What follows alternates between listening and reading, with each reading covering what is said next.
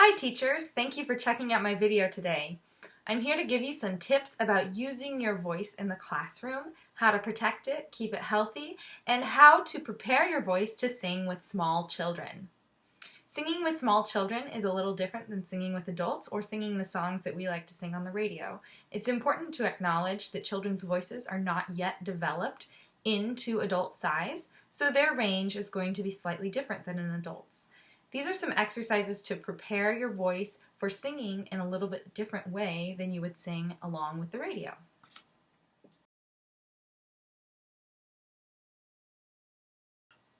So we're going to start with the first of a few different vocal exercises.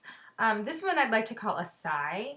It's a common thing to start a choir rehearsal with, but it's easy to do on your own. It doesn't require any instruments at all, and it does prepare the voice for either a long day of talking and singing or to sing in general.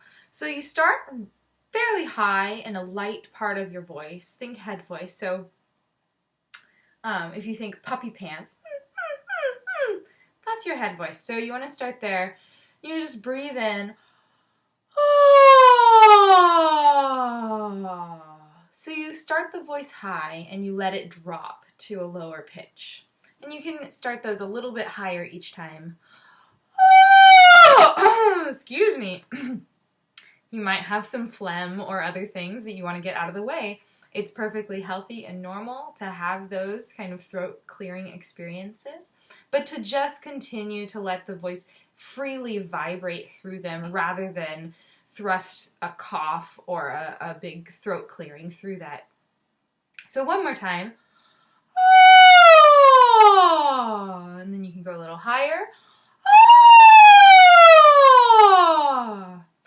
Just relax. It's a relaxing way to get that voice moving.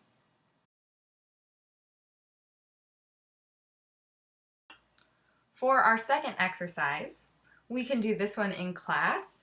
It's a really great way to get your kids up and moving and off their bottoms and having a little bit of fun while they're doing a healthy warm-up for their voices. So I know how much kids love roller coasters, and so I like to use a little roller coaster thing. So I usually put my hands on the little roller coaster car.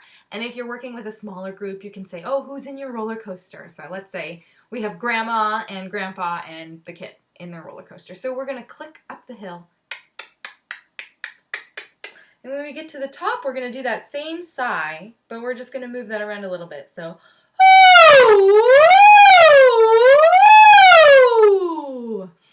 it's kind of like a siren. It does get the voice moving up and down, but the kids also have a lot of fun doing it. And you can do all kinds of things. You can do small bumps, woo, woo, woo, or big drops, woo! It does help them solidify understanding high and low voices.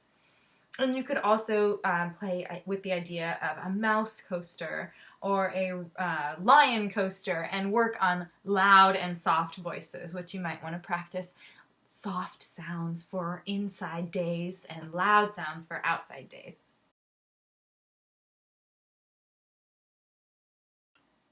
I'm going to play with those high and low and loud and soft sounds. This works great with preschoolers. Preschoolers are just beginning to identify these things and really understand how their voices move and how they can use those big, loud, outside voices.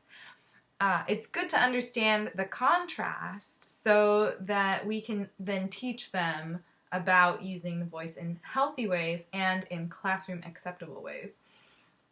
So you can go great big lion roar or teeny tiny mouse. And if you can get your class to sing some of these nursery songs on those animal noises, it can get them to warm up their voices without them even knowing that they're doing a warm-up. I noticed that a lot of kids will do what's kind of a shout singing, and they just kind of have a monotone, loud yelling of a song.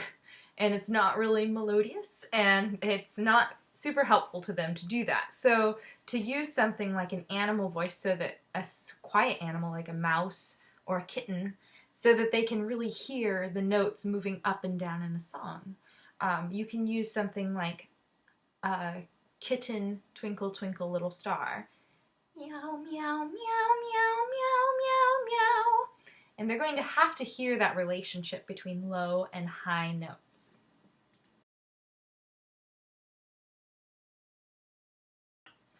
For younger voices, I recommend giving yourself a designated pitch. Because the voice is not yet developed in younger children, they cannot sing as low or as high as an adult. So you're going to want to start somewhere around a middle C. You can download free piano apps for your phone, like this one, and you can just give yourself that starting pitch. So this one actually has the designations for a piano on it. If you can see, it's letters and numbers. So if you're looking for middle C, you're going to be looking for C4.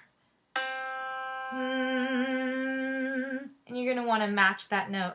So that's your beginning of Twinkle, Twinkle. Twinkle, twinkle, little star, etc.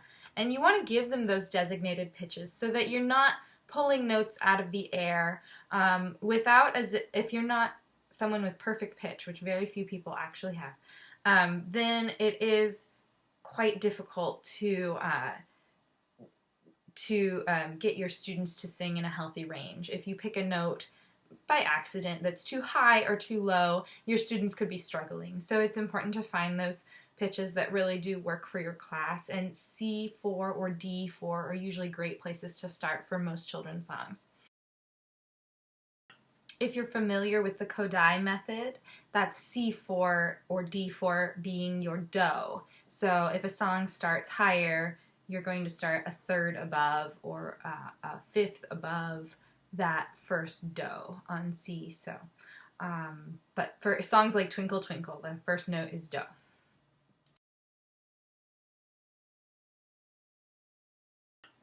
Thanks for checking out my video today. I hope you'll subscribe to my channel. I'm hoping to have more updates soon on playing ukulele in your classroom, songs that you can easily teach children, and more about understanding how to read melody lines and music for classroom songs. Thank you.